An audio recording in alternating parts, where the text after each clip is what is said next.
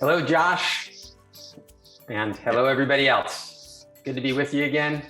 Looking forward to chatting about the interesting times, whether that be a blessing or a curse that we're all living in, right? Feels like lots of curses right now. It's happy Monday. It's good to be back. Thanks for the invite, Richard. Good to see you, man. Good to see you. I've got the listeners know, and I was messaged a few times on Friday. We missed Friday's recording session, and even just 2 extra days puts almost too many questions in my hopper. But I've got loads of questions loaded up for you. We'll see what we can get through in our 25-ish minutes. Man, if you have nothing to hear on a Monday morning to get started with, I'd like to share my screen and kind of get the ball rolling. Go for it. Yeah, that's right. Okay. I try to start each of our weeks somewhat similar. This is a good way to get the ball rolling. Last Wednesday, Dow Jones saw their biggest loss since 2020. Same, I guess you can see here, Dow, it's almost 1,200 points. S&P felt a very similar loss, down 4% same day. Actually, here in the same article, you can go through and pick out individual tickers. 8 members of the S&P 500 were in green. The rest saw down. The same day, Target fell 25%. Walmart fell 18%. I start every 2 weeks with the same question of just a temperature check. But if I keep that temperature check, as I wrote this, temperature felt very high. So I want to put the ball in your court, see what you think. How are things going? Where are we at? It's really tough to go through this. And it's really tough to look back, at what was happening in 2021 and again, see the absurdity of it all and how everybody was so willing to be on that train as it was, soaring to the new heights, right?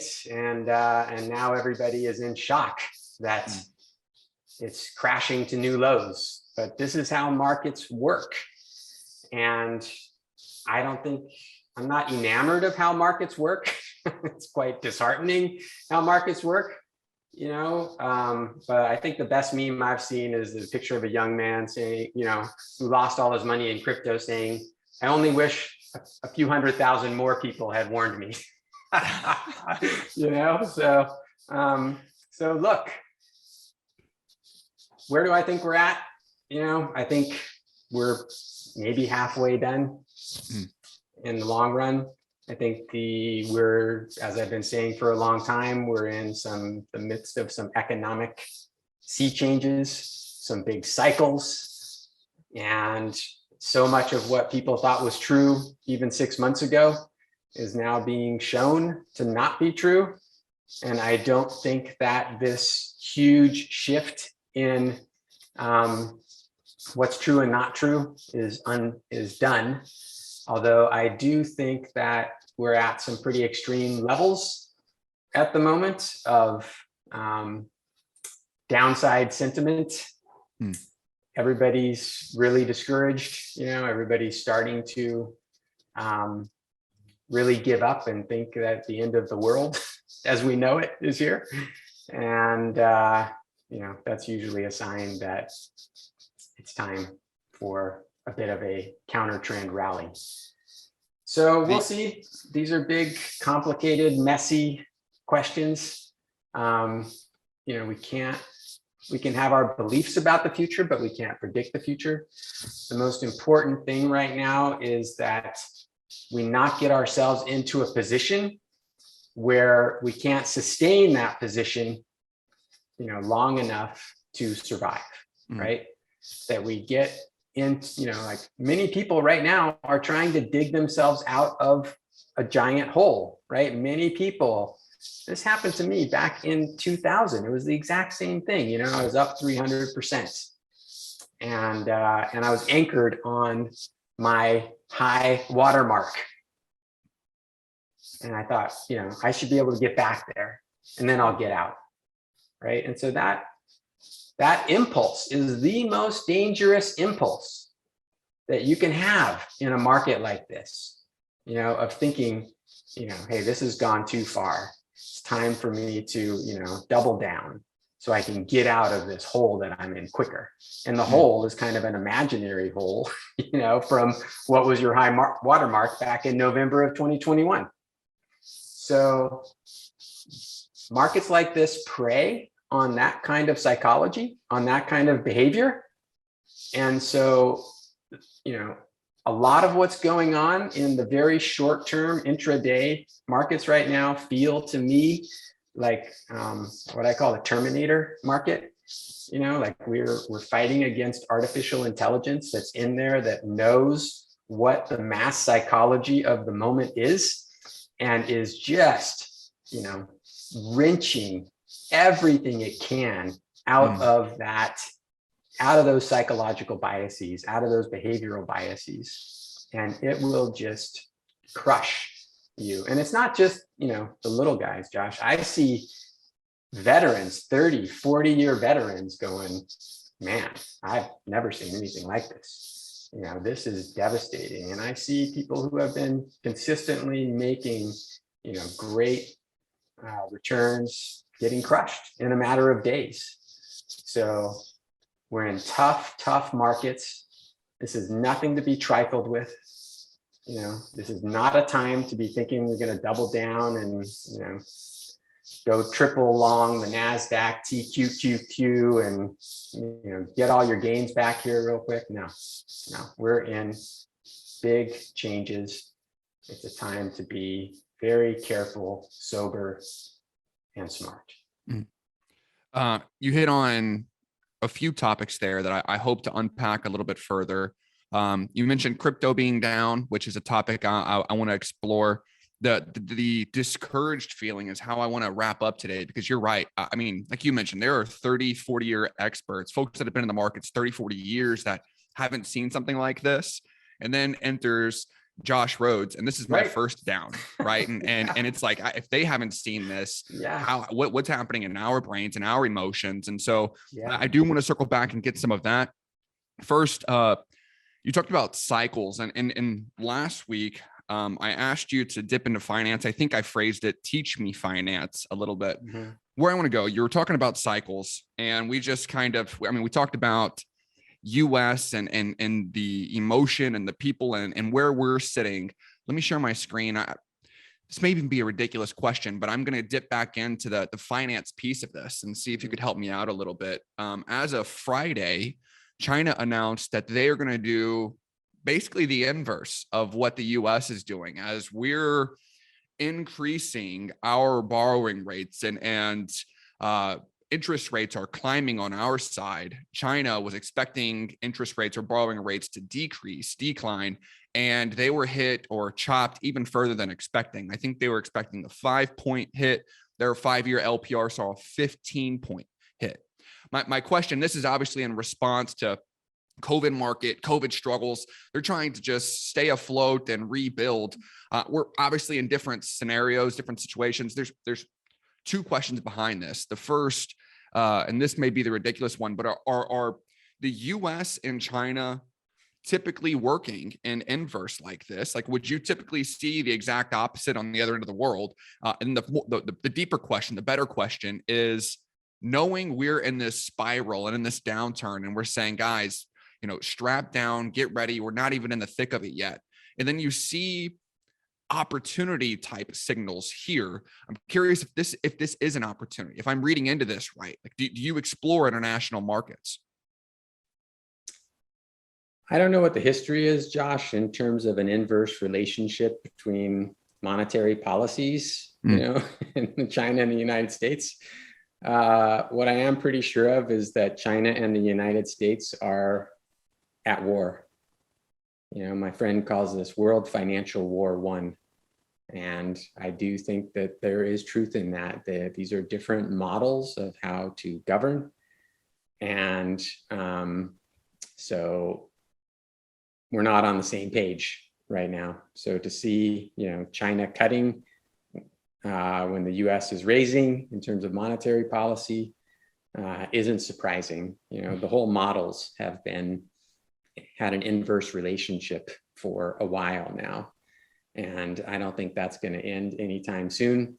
Whether or not that creates an opportunity, to say invest in China, if you're playing the, I got my money and I don't really care about the underlying value of the bet that I'm making, I just care about the bet itself, then I'm sure there's an opportunity there.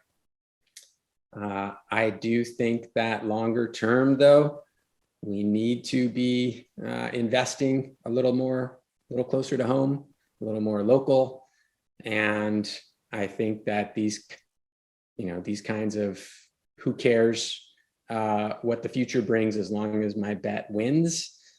That's a big part of kind of what's gotten us to where we are today. The over financialization of everything. And that seems to me to be one of the big trends that is failing.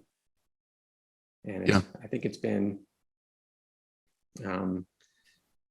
expected to fail, by people who pay close attention to these things for a while now, but it's taken longer to fail than almost anybody, most of the people that do think about these things thought it would take. But this seems to me like it is really failing now, and I don't think we can go back. And again, it gets back to this very idea that what everybody thought was true, not too long ago, is really in question today. One of the things I always appreciate talking to you is I in my 9 to 5, I claim that I'm coin operated. And I feel that in my soul. And I think it's the youth, that's where I'm at. But this idea of like grind and make money and find ways to invest to make the money, that's it's like square one for me. It's at my root, it's at my core. And then when I post questions like that and you bring up the morality, the ethics, like it's more than dollars and cents, but the why and the emotion behind it, and tapping into, you have conviction with management or the opportunity or where this is headed, or are you just looking at the dollars and cents? I appreciate you sort of always opening me up like that. It's important. Yeah, totally. There were, last week we shared, this is a hilarious tweet by Elon. He had maybe 200 that I could choose from, but this was my favorite. It felt the most Elon-esque. On the left, you could see all the bots that tweeted the exact same thing. And then Elon saying, wait, there's all bots in Twitter. And then the board saying, yeah, man, it's been that way the whole time. Last time we spoke, we talked about Elon making this insane offer, premium on the asking price of Twitter. Sounded like he was going to make that acquisition. And you and I were excited about it. We were bumping chests. I think we both knew it wasn't going to be that easy. But it's starting to get a little weird. This is obviously something that I'll keep my eye on, but I think it would be fun to, I don't know, get your thoughts, even predictions. Is this guy going to buy Twitter? Are you buying Twitter? You backing the truck up? There's 3 possible outcomes here. One is that Elon was full of it from the beginning. This is just another opportunity to get attention and do memes and be at the front and center of the public's imagination. It's possible, I've always known it was possible. I hope that's not what this was. A second possible reason is that Elon is really starting to see the shit hitting the fan. And like everybody else, he wasn't expecting it to be this serious, and so that's a scary thought. Right. And I was just reading this morning, billionaires are taking the biggest hits of everyone right now, which is interesting. They were the biggest beneficiaries of the COVID era, and now they're taking the biggest hits, right?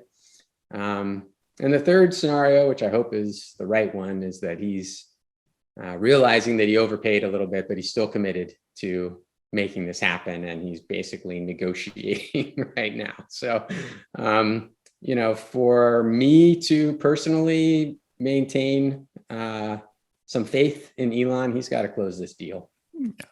And if he doesn't, I think that's pretty bad for his brand. Mm.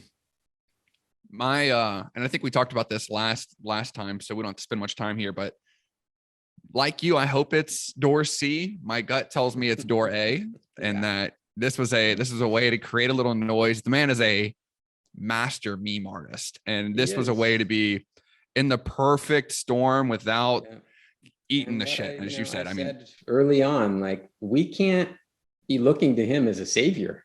Totally. We can't be looking to him as a savior.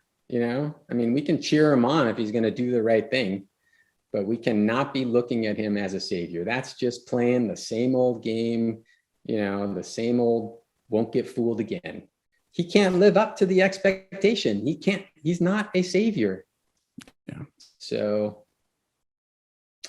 it was a great, I wish I could remember the line. Maybe I'll bring it back next time, but there's a movie about a guy who took on DuPont, and they were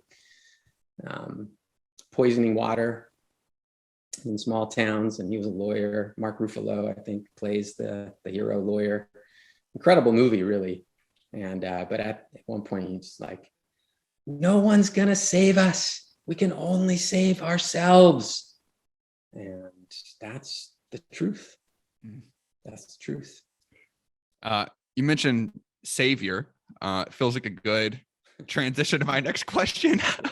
Talk about the crypto markets. The savior. I wanted to do. I did a temperature check on U.S. markets and just where we're at and how things are going. I read this piece by the Milk Road, Sean Peary, which fantastic newsletter, but he called where we're at now the fourth crypto winter. And we saw the first one in 2011. We saw one 2013, 2017, 2022.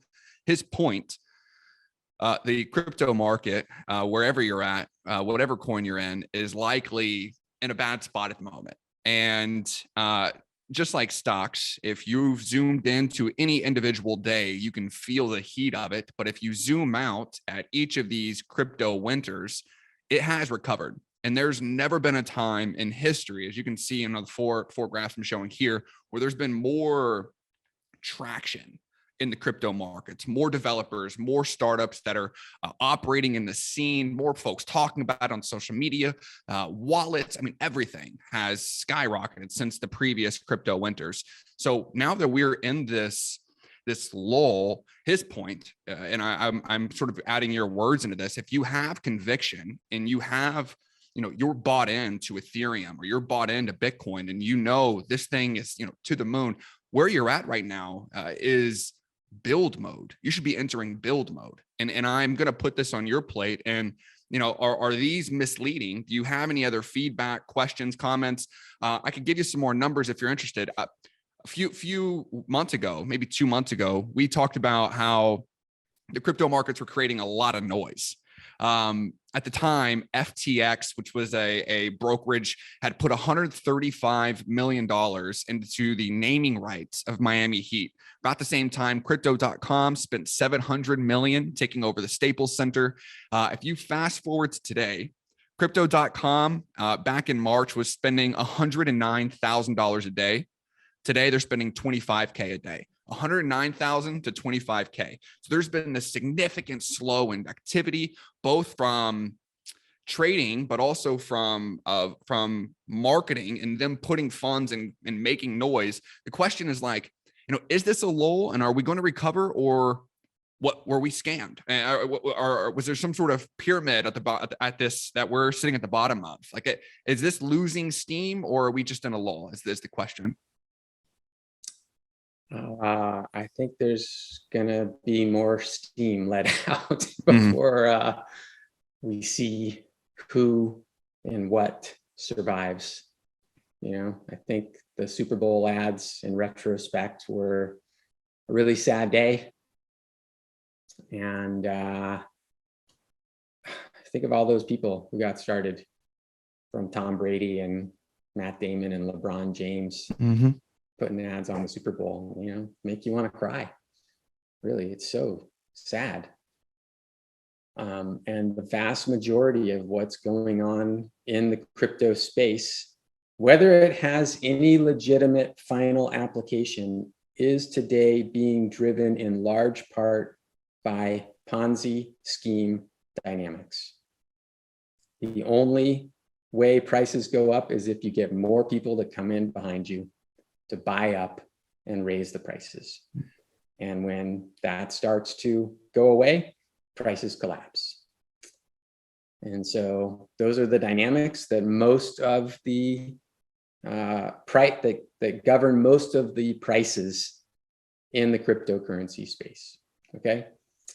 I still personally harbor hopes that this will be a technology that has applications and benefits to humanity, that levels the playing field a little bit, but we have to acknowledge the Ponzi scheme dynamics that are driving these prices. And we have to be honest that, lives aren't being changed yet. And it's been a while. 2009 was 13 years ago. Yeah. Right?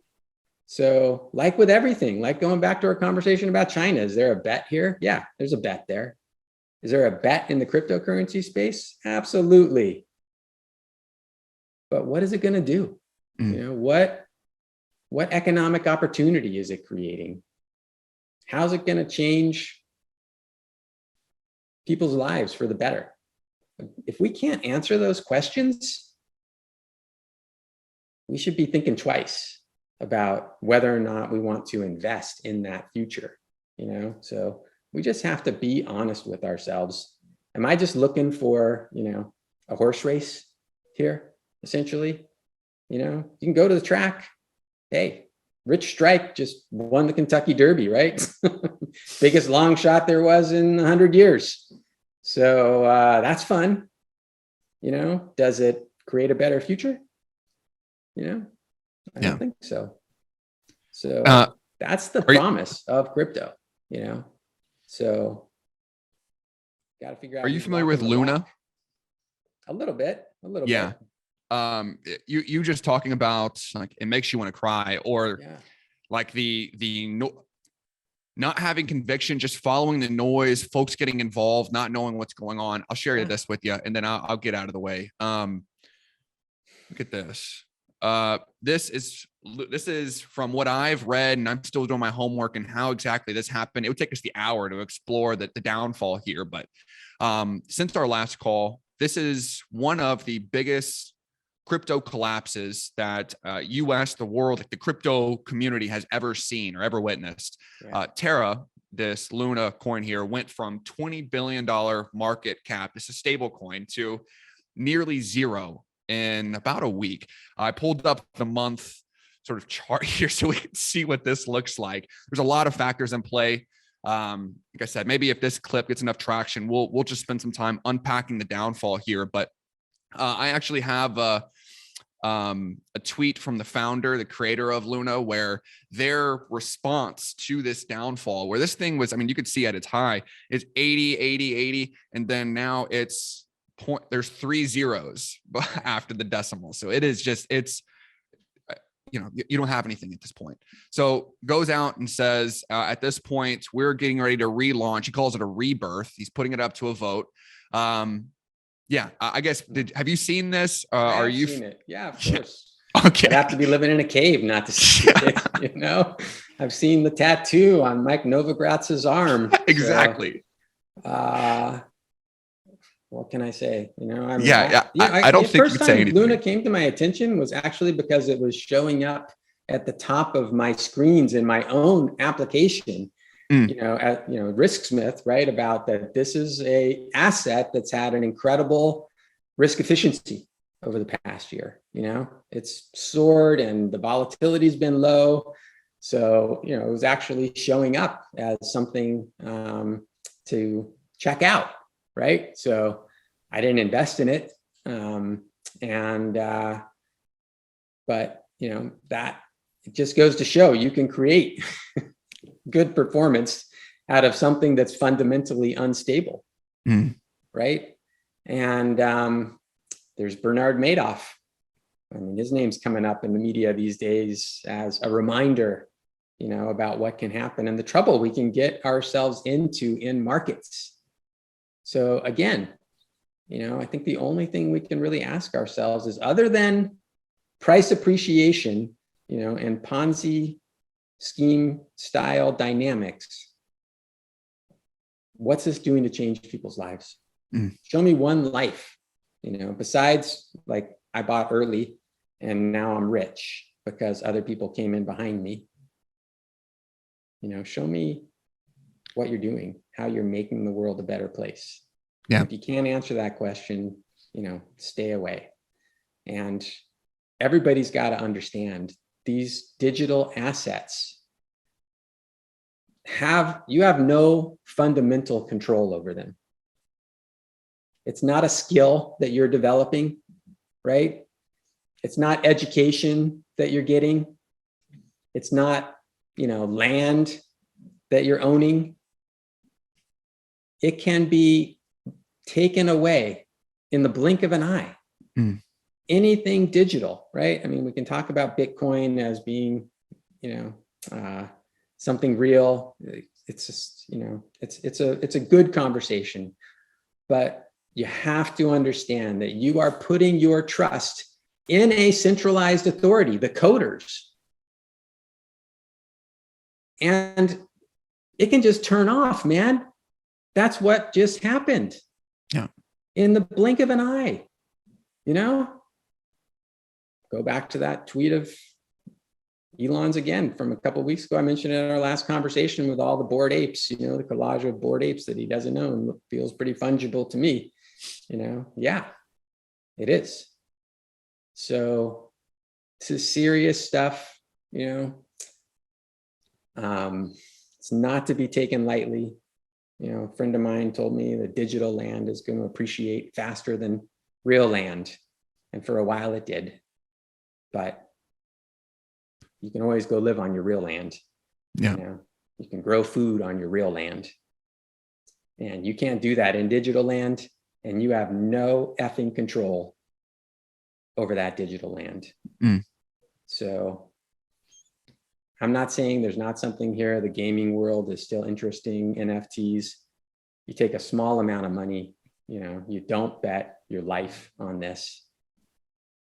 No one's going to save you, not the creators of digital land. We can only save ourselves. You do what you can, create value with in your own life over an extended period of years and decades, not these fear and greed driven speculations. That's what I was hoping to drive to. Is I didn't ask these last two questions, these crypto questions, to guide folks away from investing in it. But there is something very scary over the last year or two that, especially in my community and the folks that I speak with and that are close to my age, seem to be going all in on sometimes these random coins, even if it is the Ethereums and the crypto or the Bitcoins of the world. The answer is not to don't do it or not to do it, but the answer is to make sure that you have a balanced, uncorrelated portfolio and know that to do it either, to first know that you're doing it for some reason other than pure price appreciation, that you're not actually perpetrating a Ponzi scheme, that you're in it just because you think somebody else is going to come in behind you and buy it back from you at a higher price, right? That it's going to actually, you know what you think it's going to do, that's going to change the world for the better, and you're in it for that. Yeah. And you're willing to see it all, be for naught in the end, if that's what it comes to take this chance. So I'm invested in a number of blockchain related opportunities, right? But as far as I'm concerned, they're all or nothing bets that are probably going to take 10 years to pay off, if they pay off at all. So, and then the second piece is to have the right position size, right? That's where the risk management piece comes in. It's not getting yourself into a position, that you're going to regret your decision, or that you can't sleep at night because the volatility gets so crazy, wilder than you ever thought was possible, which happens over and over again. Okay. And then you're forced to liquidate, which will inevitably be at exactly the wrong moment in time. Because believe me, there are people out there and institutions that know where your pain points are and will push you to the limit to test you and probably take your money. You're putting down, you may have just answered my last question, but I'm going to ask it anyway, just so maybe we just double down on it. But let me share my screen. We've covered, I don't know, 5 or 6 questions today, but as I went back through and reviewed my questions, they all feel negative. Like I'm going, we're going down and to the right instead of up and to the right. And so, right. Knowing that I've come into this call with a bunch of what feels like bad news, stock market spiraling, crypto market spiraling, investments losing value, everything's going down. And then on the other hand, CPI, I've got the report pulled up here. Everything else in the US is costing us more. So our investments, our dollar, everything is headed downwards, while everything that we're buying and everything that we're having is headed upwards. Here's another. Airlines last month, since January, are up 40% to buy plane tickets. This is just an example of the increase in cost that we're seeing across the United States. Our investments are losing money. Things are increasing in pricing. It's an extremely emotional time. And to the point that you made earlier, some investors, some folks that have mastered the markets over the last 30, 40 years, haven't witnessed something like this. And then here we are with more assets at our disposal, noise pulling us in all these different directions. I just wanted to close with maybe, I'm going to call it words of encouragement, or just help us get through this and fight the noise and just to keep my head on straight. Yeah, well, hey, Buffett is buying, right? And of course, he thinks in terms of decades, even though he's in his 90s now. God bless him. And it's a better time to be a buyer today than it was 6 months ago. Totally. Right? So, I don't think that the bottom is in myself.